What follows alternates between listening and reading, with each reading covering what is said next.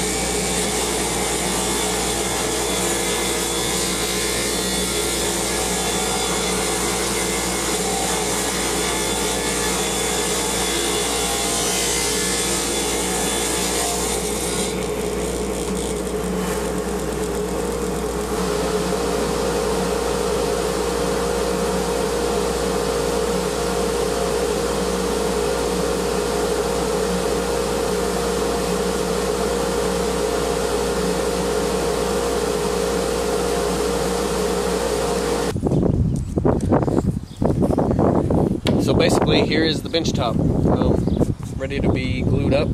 I'm going to use some cauls, caul here on the end, on the other end, and then another caul in the middle, just to try to keep it as flat as I can, to make the rest of the process easier. Flattening everything is going to be a lot simpler if I can get it as close to flat as I can right now. So I don't know how well you can see, but the top is basically not free. It's a good thing about buying wide lumber. So I got a nice clear top. All the knots ended up on the underside, which doesn't matter. You're not going to see those anyway. So nice, pretty top.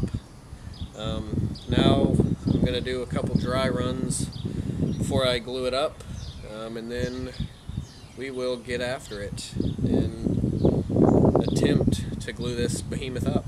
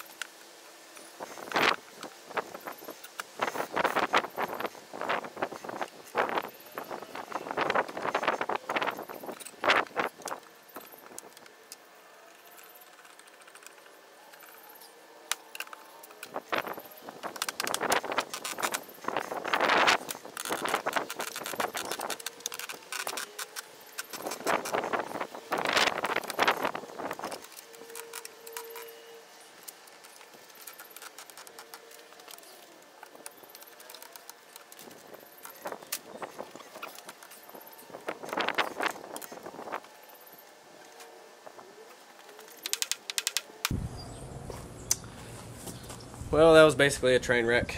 I got it glued up as good as I can, but that was an absolute nightmare to try to glue up. Big glue ups like this suck pretty bad. Hopefully I got a good glue joint in there. I don't know. I guess we'll see when we take the clamps off.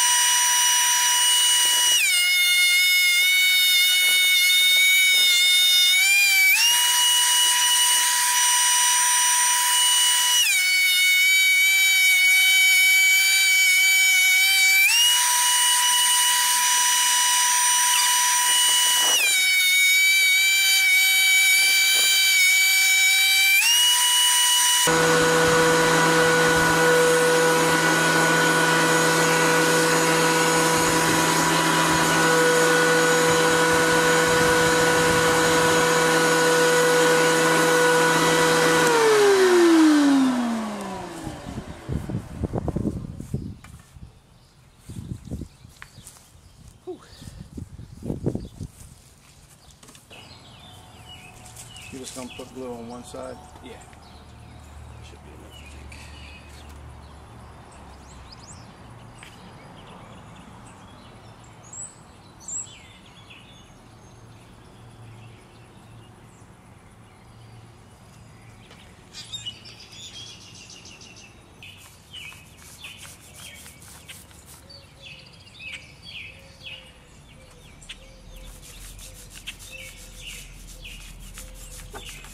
Use up my excess on this one.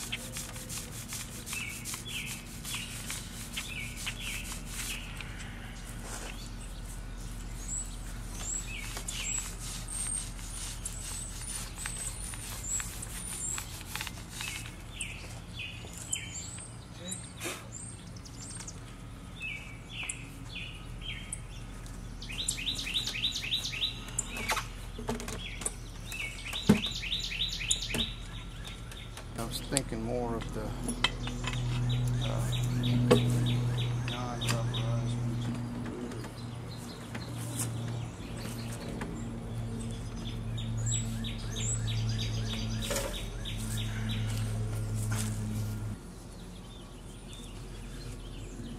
Got any squeeze out of the bottom?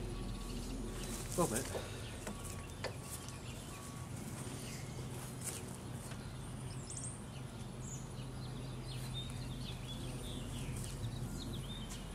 Should do it. Well, it looks like a tabletop.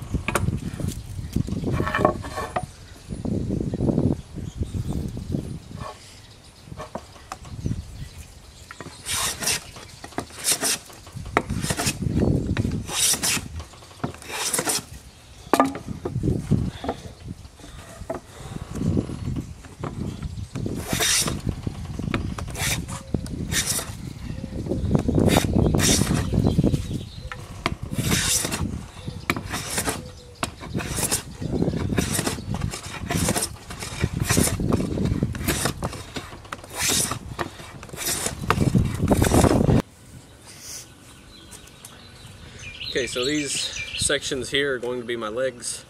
I'm going to glue them up just like you see here. Laminate 3 of them together to give me roughly a 4.5 inch by 5 inch leg. You just saw me planing them to try to get them flat. Just try to make the glue joint as tight as I possibly can. And just going to glue them up. It's interesting, again, like the only thing, so you eat like a cockroach. Like you could walk into a work environment or, you know, like post your photos on Instagram about eating having milk, bagel, donuts, and all this other fucked up stuff. And most dietitians won't really bat an eye at that. They're like, yeah, you should eat better, but they're not going to say anything. But if you post some stuff about a low-carb, paleo kind of looking deal, then you're a disordered eater.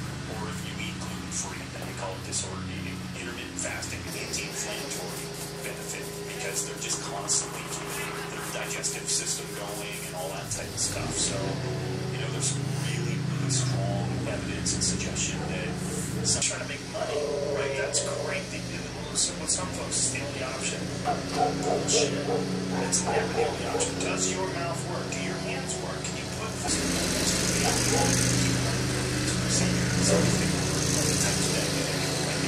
fat guy and got his stomach cut and then broke down and had to go and get a second surgery.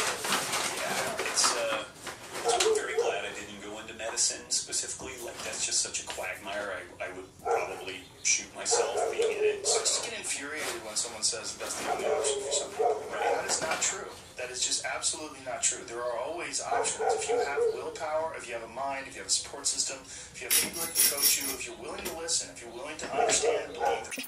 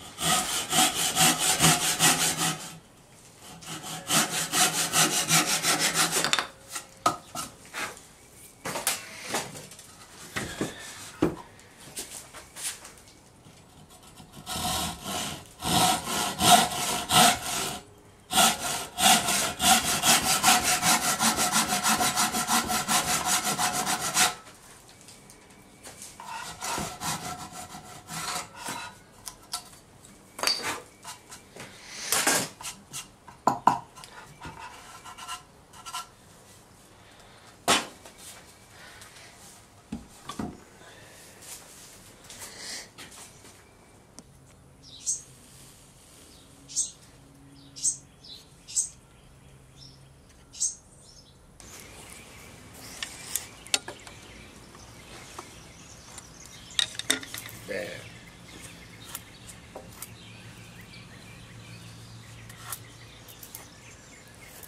Describing you a line all the way across and making sure it's the same distance.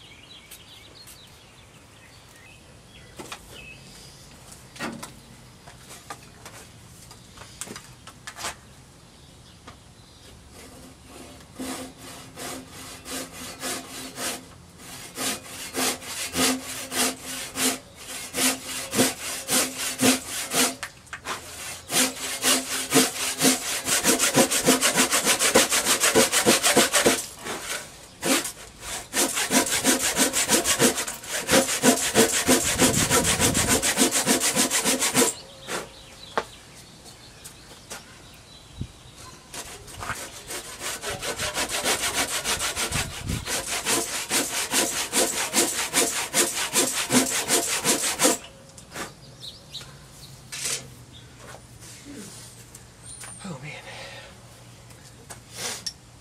Very hot. Oh, there it is.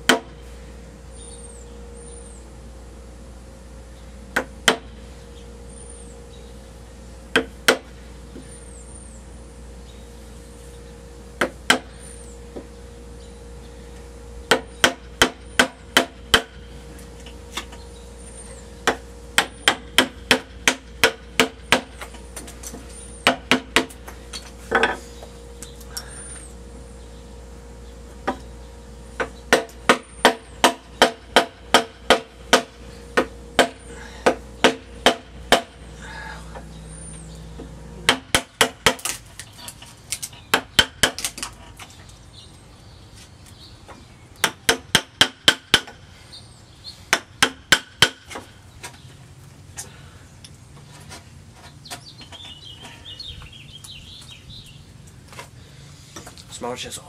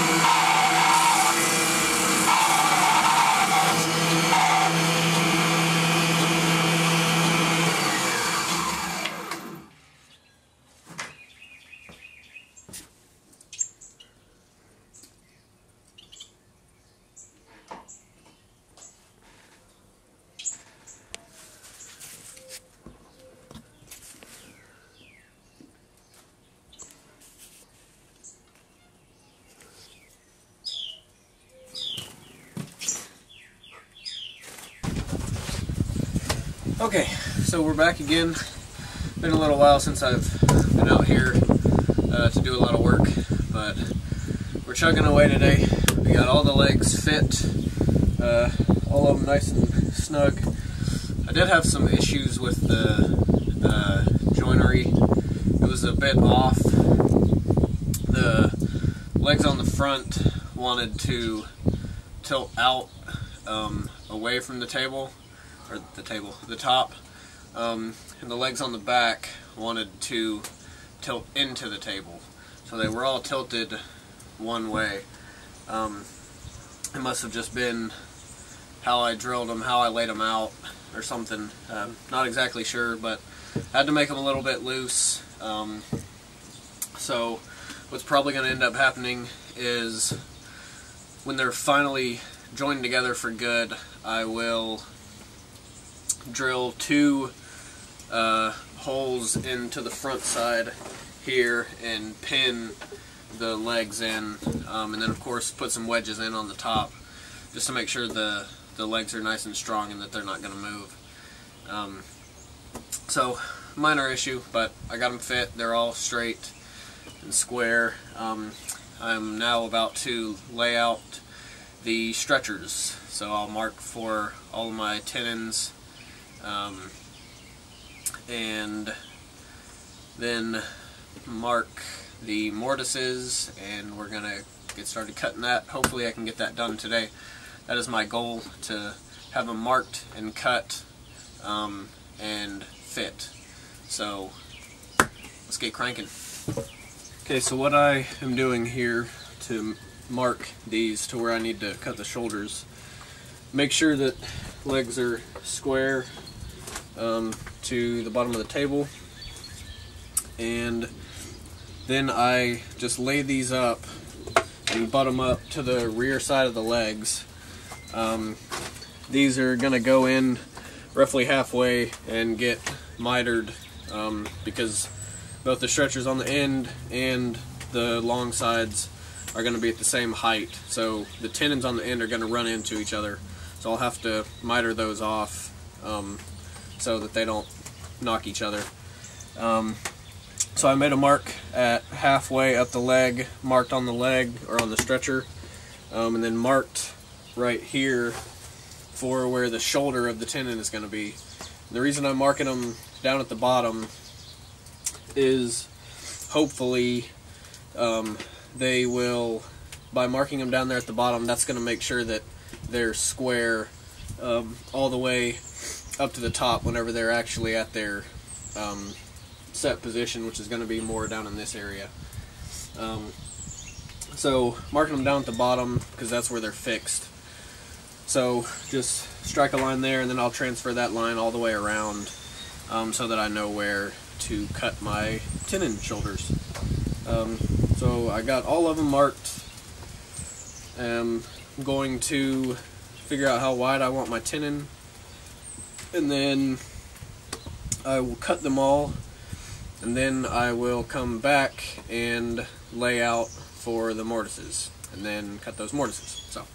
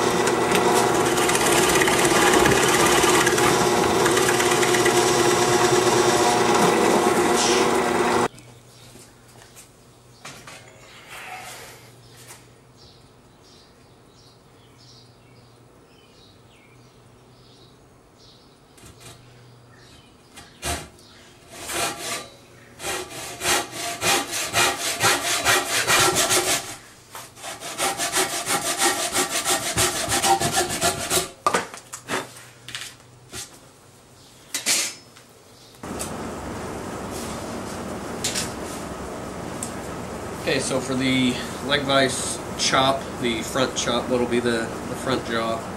I got this piece of cherry, 1.5 inch cherry, or 6/4.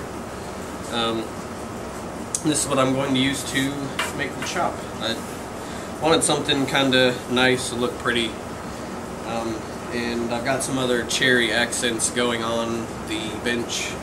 The parallel guide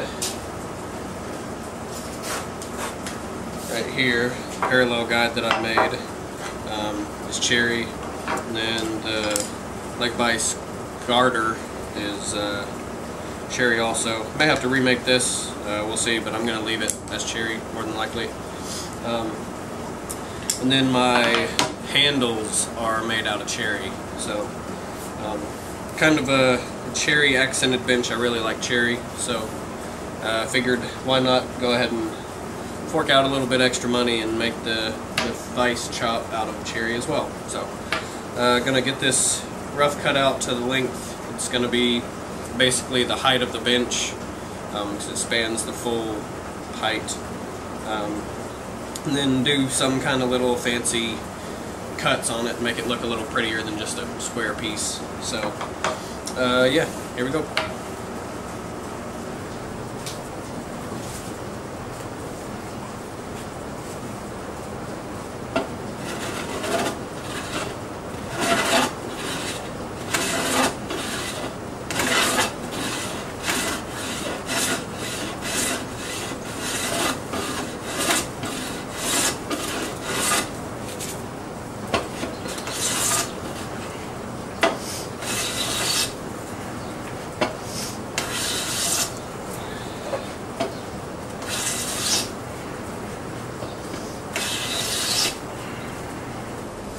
So the leg vise chop that I'm going with comes out of this book by Christopher Schwarz, the Workbench design book, and it's the one from his 18th century bench by hand.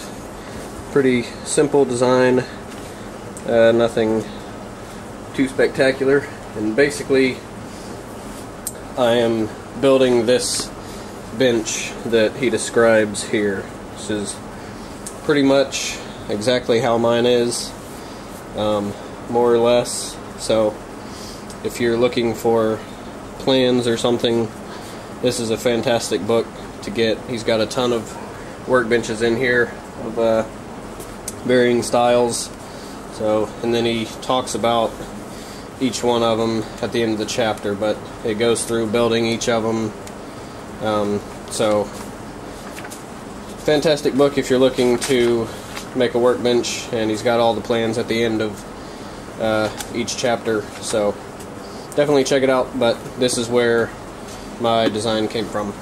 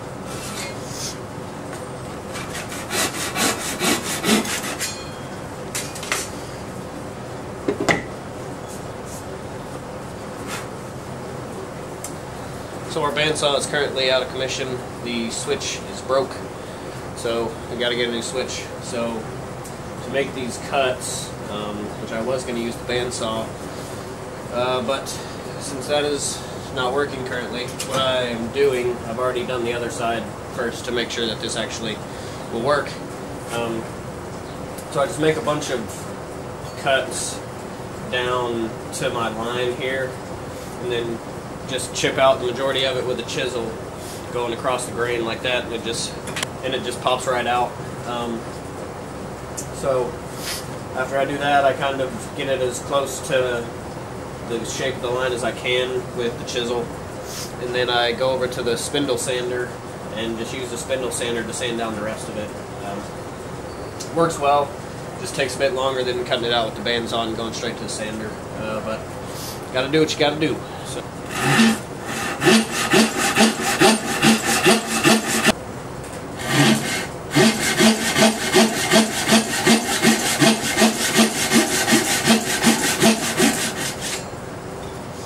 Okay, so after you got your cuts done, come in here with your chisel right across the grain there, and pop all these guys out.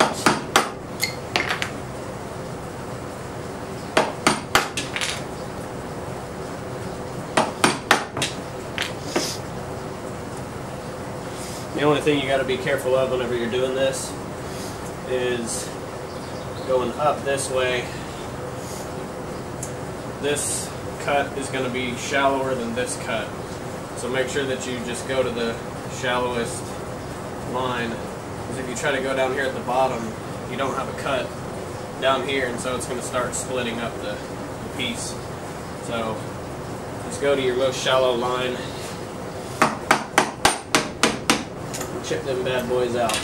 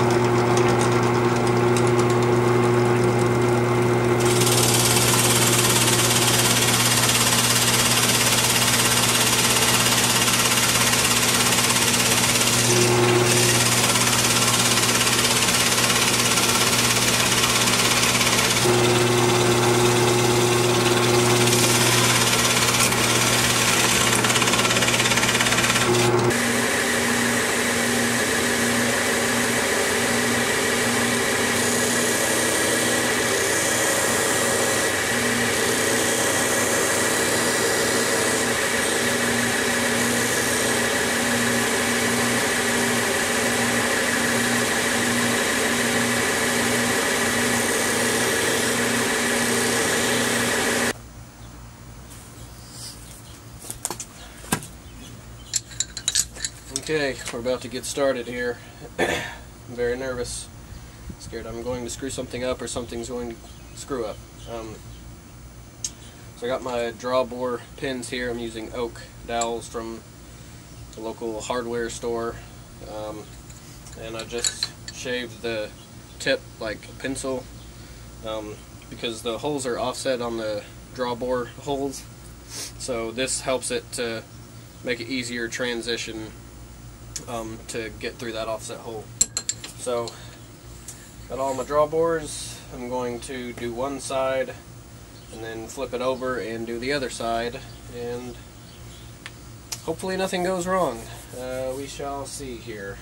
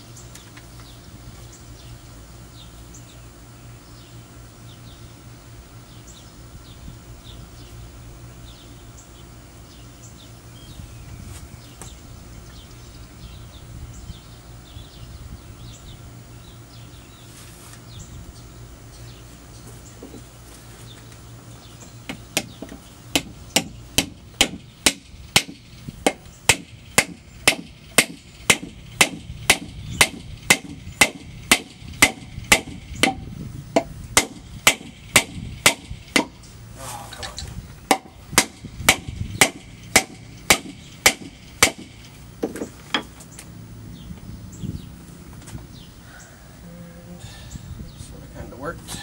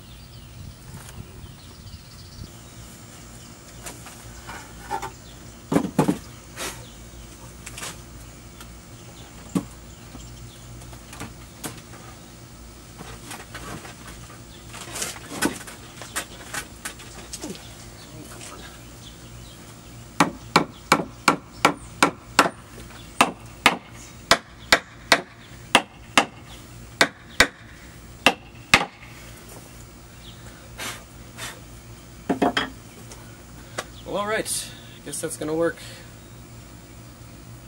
This should drive home nice. Very stressful. It was very stressful. But it worked out.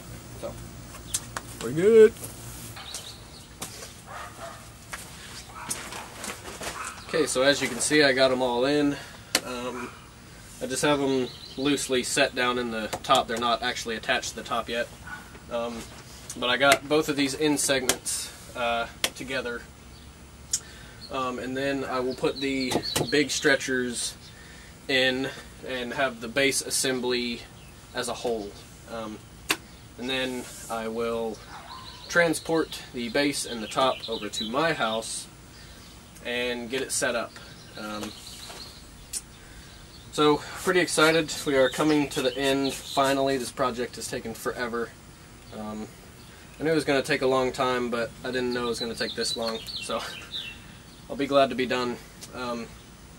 And just a little note, on the reason there is 4 pins here on these legs. Originally I had them spaced, these outside ones, and they were the same distance as the ones on the front and rear. So the holes ran into each other, and so I wouldn't have been able to get the pins all the way through the leg. So I had to drill these 2 in the middle. So these are the ones that are actually holding the stretcher together. And these other 2, I just put some other dowel pieces in there to plug them so that there's not just open holes. And the holes on the back side will be hidden by the other stretcher, so you won't see those. So just a little note as to why there's 4. There's only supposed to be 2, but I had a mistake, and so that's why. So just gonna let these dry. Don't know if I'm going to do the long stretchers today. It's kind of a job for 2 people, so I may wait till tomorrow whenever my dad can help me. And then hopefully get this freaking beast transported over to my house, and I can actually have a bench finally. Start setting up the home shop. Y'all will of course get to see all that. I'll try to film as much as I can. So yeah, I guess that's about it. I think I'm done for the day.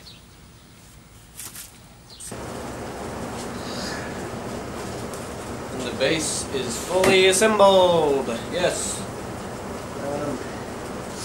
Worked out fairly well. As well as I could have hoped. Nothing blew up when it exploded, so that's a plus. Still got some cleanup to do around the dowels and flushing everything up, getting everything nice and pretty. But everything is now fully assembled, and so I'm just going to leave it, let it dry, let all the glue dry and all that stuff. And then all that's left is to move it and assemble it completely over at my place. So that'll be next, so look forward to that. It is coming.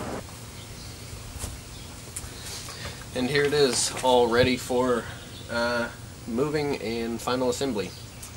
So I've already done a little dry fit, and everything lines up pretty close. It'll take a little persuasion, but everything lines up pretty well, so should be a fairly easy final assembly.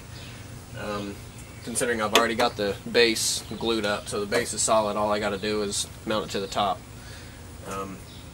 So we are going to be moving it here in a bit and set it up. Excited.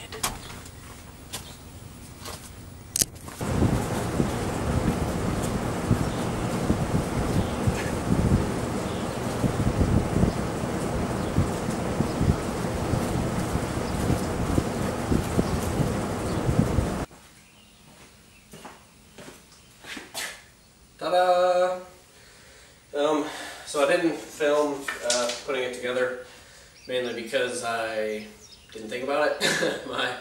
my dad showed up, and I just went into action, you know. So got it all fit. It feels incredibly solid. It is rocking a little bit because the floor is probably not flat. So I'll just stick a little shim underneath one of the legs. But this thing is an absolute beast, and as you can see, this is going to be the new shop space here. I'm going to mount my tools on this wall here, and hopefully it doesn't interfere with the attic door if I ever have to pull the attic door down. I'll try to keep everything pretty low profile up against the wall, so hopefully there's no issues like that. But yeah, it went together fairly good. This leg here, or this one, not sure which one, but it wasn't fitting, so I had to take a ratchet strap and ratchet strap around these 2 legs and pull them together for it to slide down on there. Which probably isn't a bad thing, really. It'll help to keep pressure on it and keep it tight. But fairly smooth, smoother than I was expecting. Then I just took some of these little offcuts from whenever I was breaking down all this stuff and put it in any gaps that I have just to make sure everything is held tight. It's not pretty at all, but it is a workbench after all. You know, it's going to get beat up and dinged up, so as long as it's functional, that's really all that matters. So yeah, I mean, pretty clean. I'll let y'all see around the garage here of what's going to be the new workshop. There's my beautiful, beautiful car, 2016 Subaru WRX. Of course, outside. And this is my current little situation here.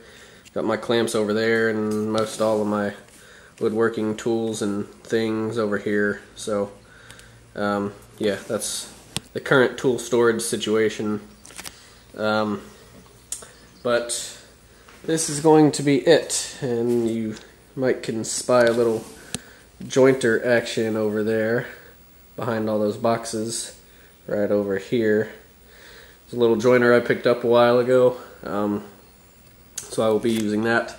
It was supposed to be my dad's, but for the meantime, while it's over here, it will be mine.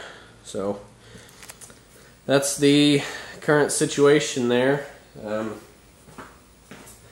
Thank you all for checking out this video, and lots more coming now that I have the cornerstone of the shop.